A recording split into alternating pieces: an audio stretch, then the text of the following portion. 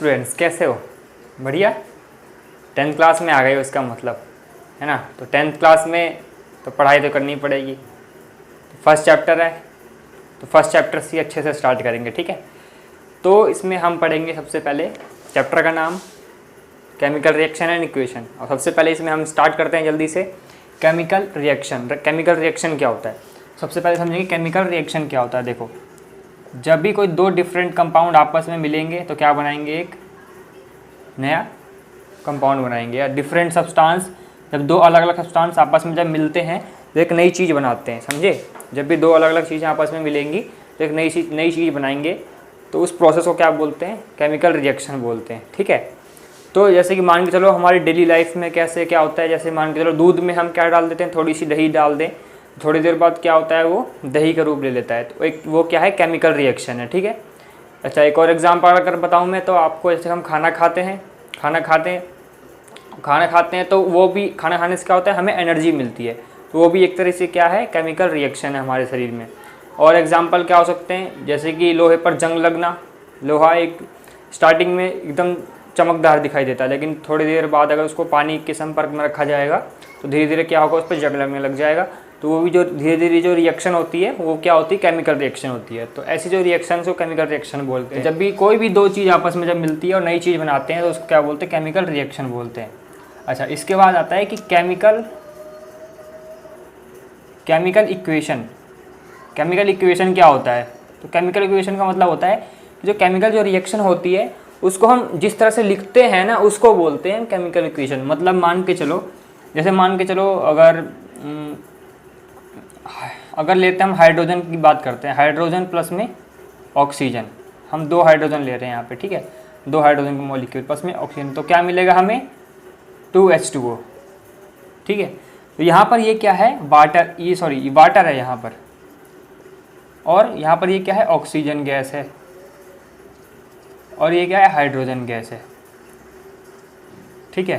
तो जब hydrogen oxygen gas आपस में मिले तो क्या बनाया इन्होंने, वाटर बनाया। तो इक्वेशन मतलब होता है कि इसको हम रिप्रेजेंट कैसे करते हैं, इसको हम लिखते कैसे हैं। तो ये इक्वेशन होती है, जिस तरीके से हम इनको लिख के बताते हैं कि हाँ इसको इस तरीके से लिखा जाता है, इसको इस तरीके से, इसको इस तरीके से, समझे। तो एक तरह से एक सिम्बॉलिकली रिप्रेजेंटेशन होता है, सिम्बॉलिकली रिप्रेजेंटेशन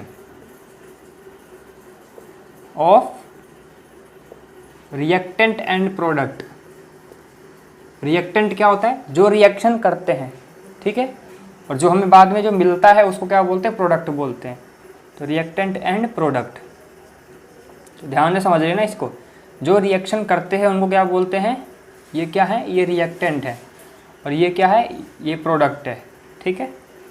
तो समझ लो इसको। इसके बाद नेक्स्ट हमारा आता है कि balance chemical equation. Balance chemical equation, balance chemical equation मतलब केमिकल इक्वेशन को हमें बैलेंस रखना चाहिए हमेशा। अगर बैलेंस नहीं होगी तो रिएक्शन सही से नहीं होगी, कंपाउंड नहीं बनेगा कोई भी, ठीक है। तो मतलब दोनों तरफ बराबर मॉलिक्यूल होने चाहिए, बराबर एटम होने चाहिए। देख लो यहाँ पर, जैसे इसमें एग्जांपल ले लो, यहाँ पे कितने हाइड्रोजन है, 4 हैं, 2 और 2 4, और यहाँ पर भी कितने, 2 2 4। ऑक्सीजन कितने, 2, और यहाँ पर देखो स्टार्टिंग में 2 लगा हुआ है, तो मतलब 2 ऑक्सीजन है यहाँ पर, ठीक है। तो इसका मतलब ये बैलेंस है। अब एक और एग्जांपल लें अगर, कि बैलेंस केमिकल इक्वेशन में, तो 2Mg प्लस में O2 क्या मिलेगा हमें, 2MgO, ठीक है। तो ये भी क्या है, बैलेंस केमिकल इक्वेशन है। तो बैलेंस केमिकल इक्वेशन क्या होती है कि where atoms of reactant and product are same,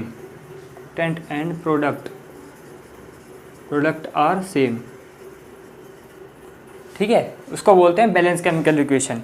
अगर ये नहीं होगी बैलेंस तो क्या होगा, रिएक्शन प्रोसीड नहीं होगी आगे, ठीक है। इसके बाद हम पढ़ेंगे आगे, नेक्स्ट पढ़ेंगे हम केमिकल रिएक्शंस के बारे में,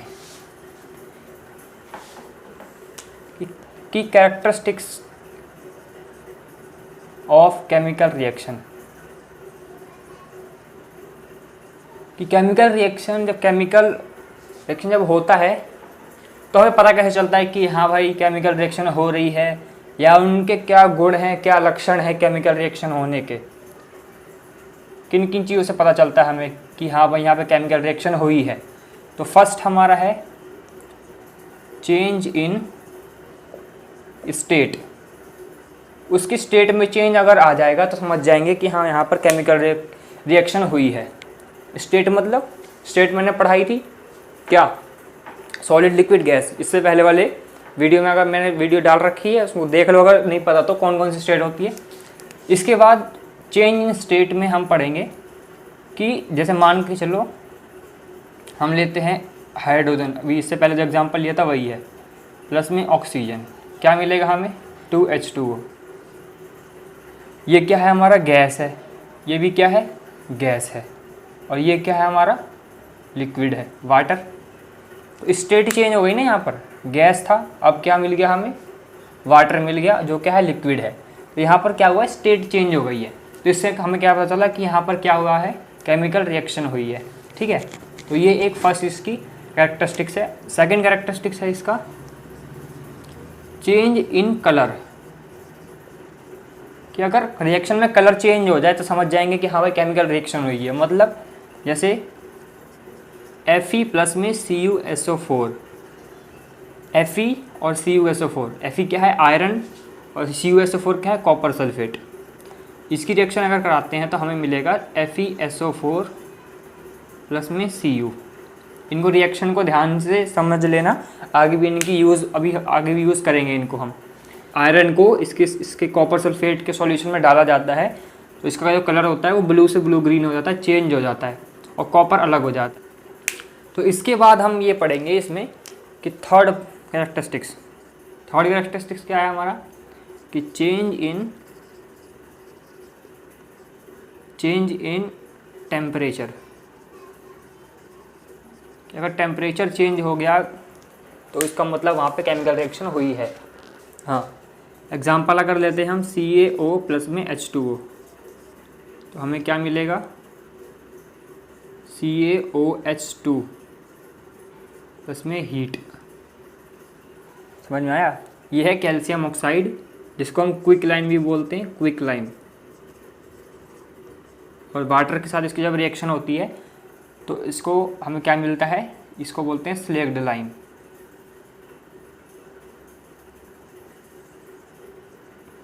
स्लेक्ड लाइम जब इसकी रिएक्शन होगी आपस में तो हमें ये जो मिलेगा स्लेक्ड लाइम वो गर्म होगा।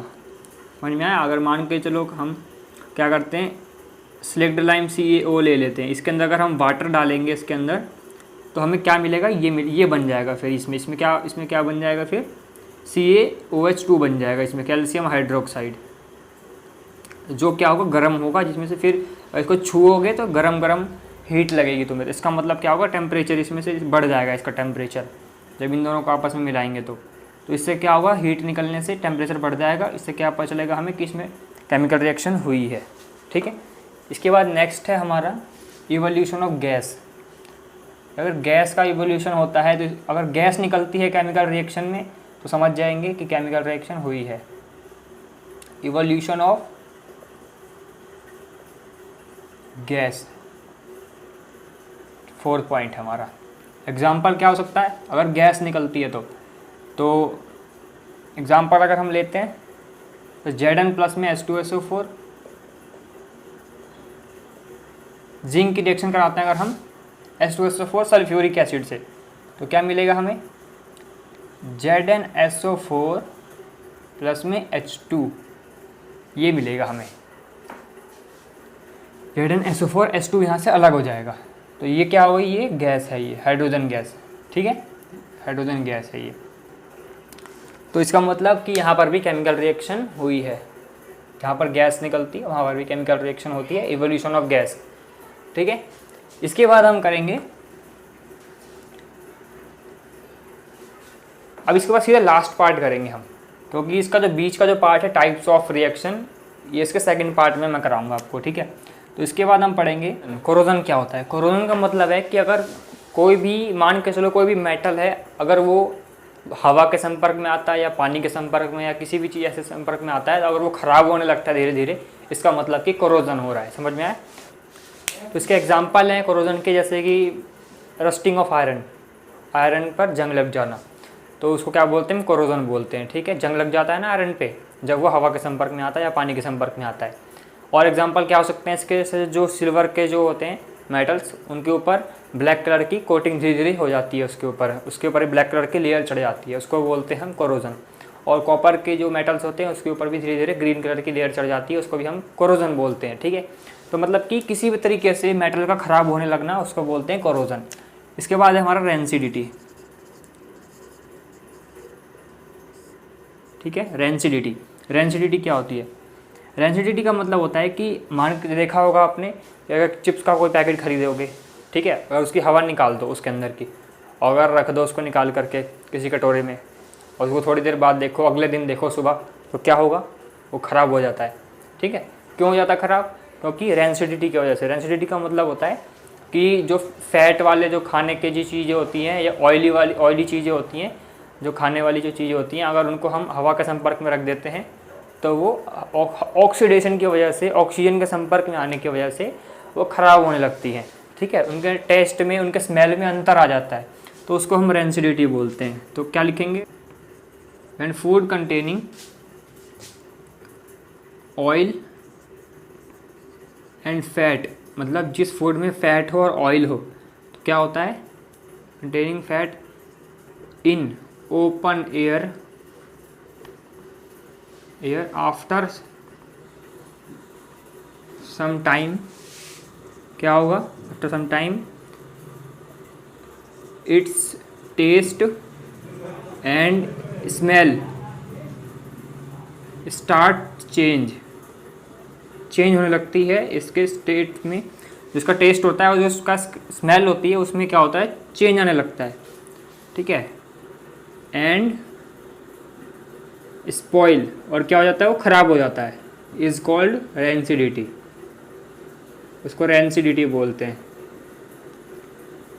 ठीक है, एग्जाम्पल क्या होते हैं? जैसे कि बता दिए मैंने, जो खाने के जो सामान होते हैं हमारे, अगर खुला छोड़ दोगे तो क्या हो जाते हैं? धीरे धीरे ख़राब हो जाते हैं, उनको क्या बोलते हैं? हम रेंसिडिटी बोलते हैं। कौन से खाने के सामान?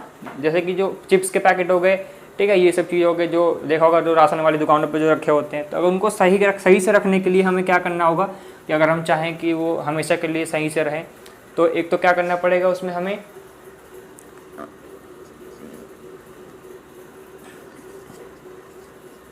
Air tight container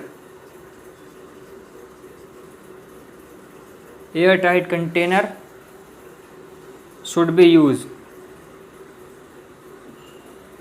air tight container use करने का मतलब कि किसी डिब्बे में जहाँ पे हवा ना जा सके अंदर, उसके अंदर उसको रख करके बंद कर दो।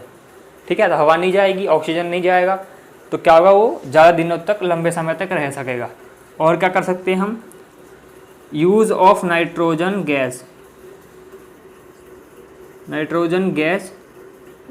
एज एंटीऑक्सीडेंट का मतलब होता है जो ऑक्सीजन को रोके। कौन रोकेगा ऑक्सीजन को? नाइट्रोजन।